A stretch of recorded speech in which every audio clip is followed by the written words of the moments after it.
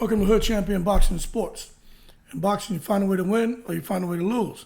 Please make sure you guys subscribe to the channel. Let's get this channel to 3,000, 5,000, 10,000, 100,000 subscribers.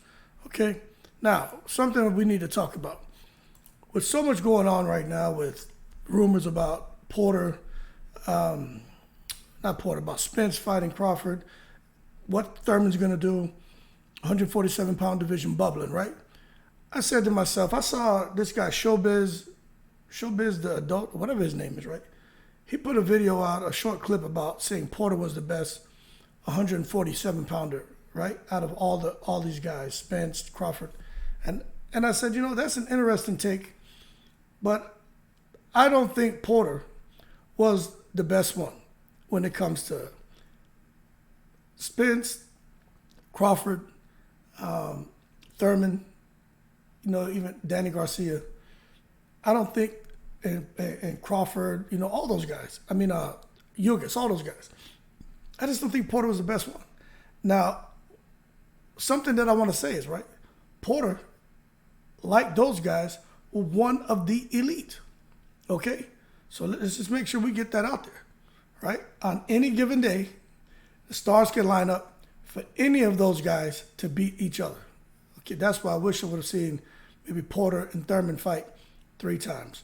You know, Porter and Spence fight 3 times. Porter and Crawford fight a couple of times.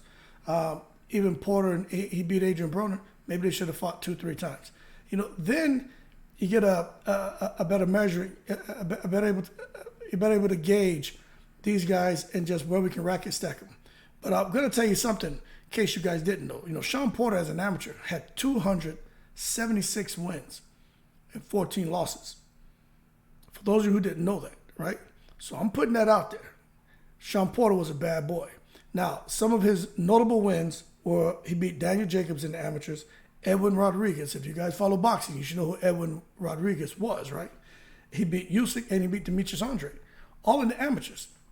So for Shawn Porter to do what he did as a professional, let me tell you something. It shouldn't be a surprise. But as far as him and the racket stack against those other top welterweights, right? I think Shawn Porter was a B-side fighter who took what he could get, okay? And what I mean by that is, although he may have had a better overall skill set, the ability to brawl and box, he never became really the A-side in anything because he wasn't a draw. You understand? And that matters when it comes to the sport of boxing. But what I will tell you is this.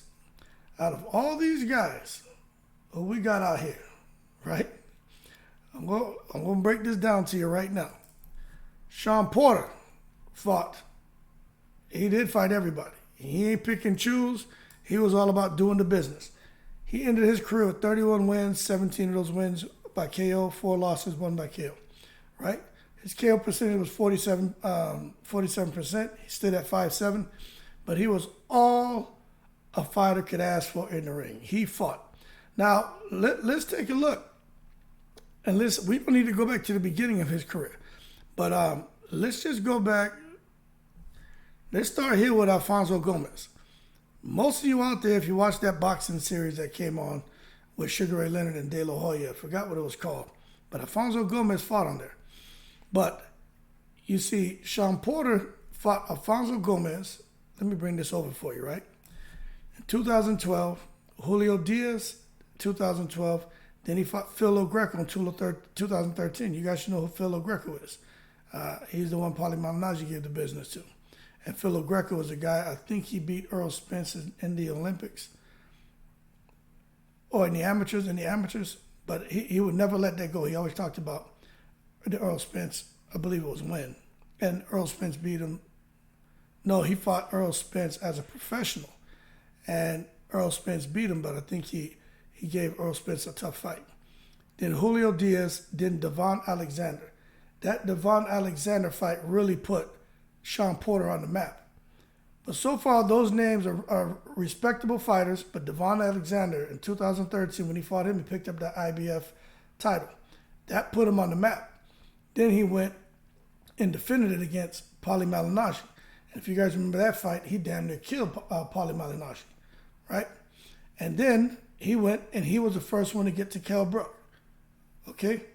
He went out there, he lost a majority decision. Some felt he could have won, but it is what it is, okay? Then he went on and fought Eric Bone, handled the business with him, fought Adrian Broner, handled the business with Broner. Broner knocked him down that last round, but it is what it is. Too little, too late. Then he goes on and fights Keith Thurman. I mean, we could just stop right there and look at the names. Non-stop, very active fighter. 2012, 2013, 2014, 2015. This man was fighting at least twice a year. Staying active against big names. Gets in there with Thurman. He lost a unanimous decision. Hey, some people to this day will argue on who they feel won that fight. I felt Thurman won the fight, but it was very, very competitive. But we all know that Keith Thurman back then was a problem. Goes in there and fights Andre Berto. A good fight, man. Stopped him. And to stop Andre Berto, man, you got to have something special about you. And Porter just, it was just a one-sided affair. Then he gets in there with Granados, and somehow they end up going the whole 12 rounds, but we know Granados is a tough fighter. Then he fights Danny Garcia, and I had forgot about the Andre Berto fight. Fights Danny Garcia, Yordenis Ugas, Earl Spence. Then he goes on and fights for Melvin Terrence Crawford. So when you just look at that alone, when you talk about Shawn Porter, he did fight everybody. But if you say, man, why did he end up retiring? I just think he just burned out, man. He didn't have a desire no more. He wanted to do something different. But there was no one else for him to fight. And he wasn't making $20 million a fight because he was never the draw. All right? So he was an A-level fighter. He was an elite fighter, but he was always the B-side. And Shawn Porter, if he would have continued fighting, he would have always been the B-side. And he was probably heading the direction of becoming a gatekeeper because he had already fought everyone. And no one wanted to give him a rematch because they knew that he was tough. So when people say Shawn Porter shouldn't have retired, look, he said, don't expect me to do 15 or 20 years as a professional boxer. That's not what I'm doing. He did great as an amateur. He did great as a pro. He fought. There was really no one else for him to fight. He did what he had to do. And I'm going to tell you, the reason why he took those fights is because, one, he really wanted to test himself. He's a competitor. But I think, two, at the same time, being on the B side, and it's either you go fight the elite guys. He couldn't really afford to sit there and play chess. Those were going to be the bigger paydays for him. It's only so much fighting so many Adrian Granados fights you can have, right? And I'm going to tell you, he represented himself well in every fight, the ones that he won, even the ones that he lost. So Shawn Porter, to me, is an elite fighter, just like the Duran, Hagler, Hearns, Leonard era. Those four guys, that's what you had with Danny Garcia, Keith Thurman, Danny Garcia, Keith Thurman, Shawn Porter, and then you had, Earl Spence. But really, it was those three guys, for the most part, holding down the welterweight division. And you had Pacquiao out there, but it was really Keith Thurman, Shawn Porter, and Danny Garcia holding down the welterweight division after Floyd Mayweather bounced. Then Keith Thurman made his way up, and Terrence Crawford, made a name at 147. Then he had five, and by then some of those guys were fizzling out, right? So you never really had a solid five to get busy. But those three, Porter, Garcia, and Thurman, those guys held on the welterweight division for a long time. So when I say he was a B-side fighter, don't take it I'm saying he was a B-level fighter. No, he was A-level, he was elite.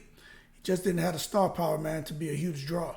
And as a result, I think that hurt him as far as him wanting to play chess and go out there, man, and try to negotiate and play hardball as far as whether he wanted or didn't want to take a fight. He didn't have any other options.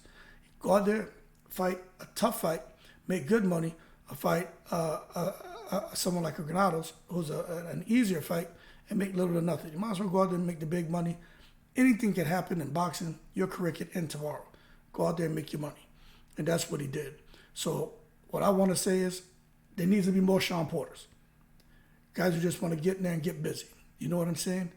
And as far as what he's doing now, he seems happy. Andre Ward bounced early too.